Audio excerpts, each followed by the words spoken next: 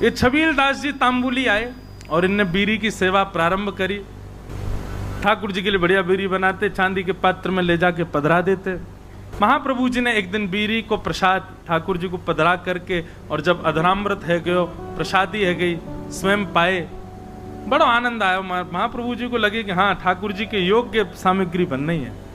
एक दिन बड़े प्रसन्न थे महाप्रभु जी, तो विराज रहे थे, सब सेवक गण चारों ओर बैठे थे। अत्यंत प्रसन्न श्री हितरवंश महाप्रभु सबसे बोले, कछु मांगो भाई, तुम्हें कहा चाहिए। आज मैं इतना प्रसन्न हूं, आज प्रियालाल जी को ऐसा दर्शन भयो है, इतनो आनंद मन में उमड़ रहे हो कि मन एरो जो मांगोगे सो दूंगो, बताओ क्या चाहिए। चरण दबा रहे थे छबील दास जी तांबुली। हाँ भाई तांबुली छबील दास, तू बता क्या चाहिए। तेरी बीरी पाई, बहुत बहुत स्वाद, और बिल्कुल ऐसा लग रहा हो कि हाँ प्रियालाल जी को सुख मिलता होगा, बता कहा चाहिए। आहा, छबील दास तांबुली चरण दबाते दबाते बोले, जो मांगूंगा सो दोगे। महाप्रभु जी बोले, कहा चाहिए बता, आज्ञा कर। सावधानी से सुनो, बता कहा चाहिए।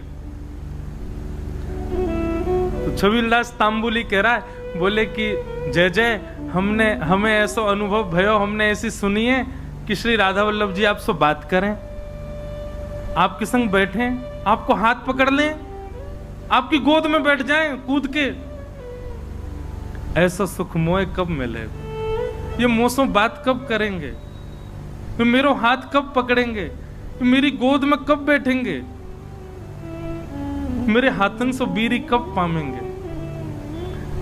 आपको देनो है तो महाप्रभु जी बस यही कृपा कर दो कि श्री राधा वल्लभ लाल जी प्रत्यक्ष काउदना मेरे सामने प्रकट हो जाएं, और जैसी लीला आपके संग करें, मेरी गोदी में भी कूद के बैठ जाएं एक दिन, मुझ को भी वो सुख मिले, ऐसा अनुग्रह कर दो। महाप्रभु जी प्रसन्न भाव में संध्या के लिए जा रहे थे, और जाते जाते बस ऐसे ही बोल गए, चल ठीक है दियो, राधा वल्लभ जी कृपा करेंगे तो पे, और चले गए जमुना जी। कोई ऐसा भी नहीं कि विधि विधान से बैठ के आशीष दिया हो, उठ के जाते जाते बोल गए, चल दियो, कृपा करेंगे। नेत्र सजल है, बोले अब कब होगी कृपा ये तो जाने नहीं, पर गुरु आज्ञा है तो निश्चित कृपा होएगी। स्नान ध्यान करके वो भी बीरी की सेवा तैयार सिद्ध करने लगो, और बीरी सिद्ध करके महाराज जैसे ही लेकर के राधा वल्लभ जी मंदिर में आयो, संयोग से कोई भी नहीं मंदिर में, अकेलो छबील दास तांबुली बीरी भोग लेकर के भीतर गए, ढूंढने लगो, कोई सखी मिले, सहचरी मिले, कोई सेवक मिले तो दम भैया अंदर पधराए दो। जैसे ही समीप गयो तभी कहा, देखो युगल सरकार दोनों एक दूसरे गले में गलवैया डाले, तांबुली को देख करके और मंद मंद मुस्कुरा रहे हैं, और मंद मंद मुस्कुरा करके श्री जी इशारों कर रही हैं, इतकुआ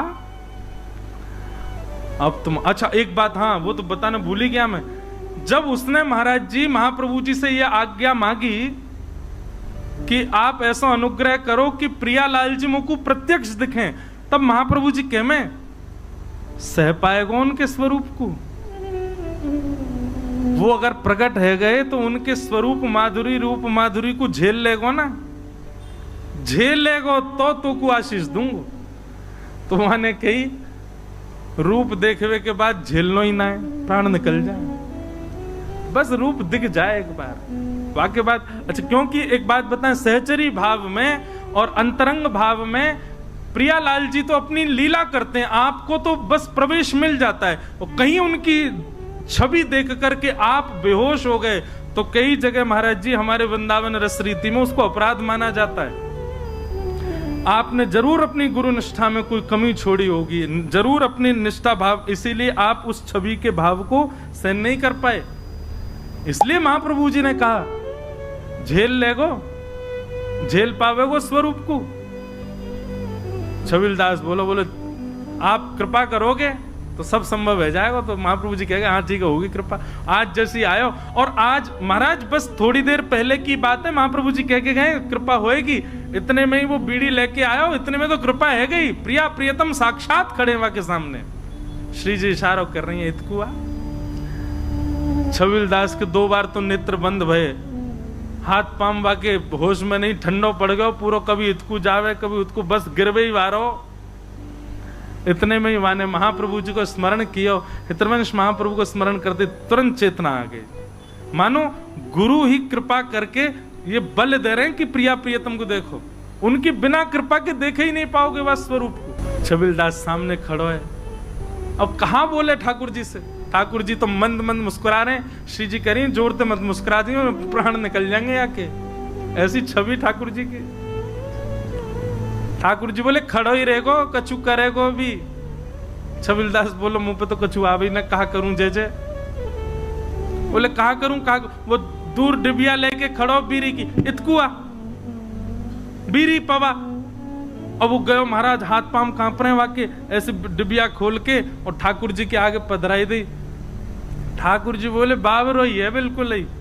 अरे निज करसों उठा बीरी और मुंह में पवाए दे, इतना विलंब काय को करे।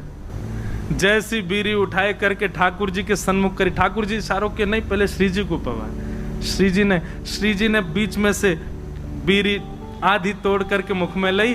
बोले अब अधरामृत मुंह को पवा। जैसे ही पवायो महाराज, वो छवि निहार करके कौन सुध में रह सके। बस वहीं वह छवि को देखतो प्रिया प्रियतम लीला कर रहे हैं। अद्भुत छवि को दर्शन करते करते छबिलदास तांबुली ने वहीं प्राण त्याग दिए, ठाकुर जी में विलीन है गए। बोलो श्री राधा वल्लभ लाल की। क्या समझ में आई बात? भजन के प्रताप से, आपके भाव के प्रताप से कभी प्रिया प्रियतम दिख भी गए तो देखवे की सामर्थ्य और वास में कहा करनो, ये सामर्थ्य भी गुरु प्रदान करेंगे। या हमारे गुरु शरणागति लो भैया। गुरु आज्ञा के बिना या गुरु कृपा के बिना प्रिया प्रियतम दिख गए तो हम झेले ही नहीं पाएंगे।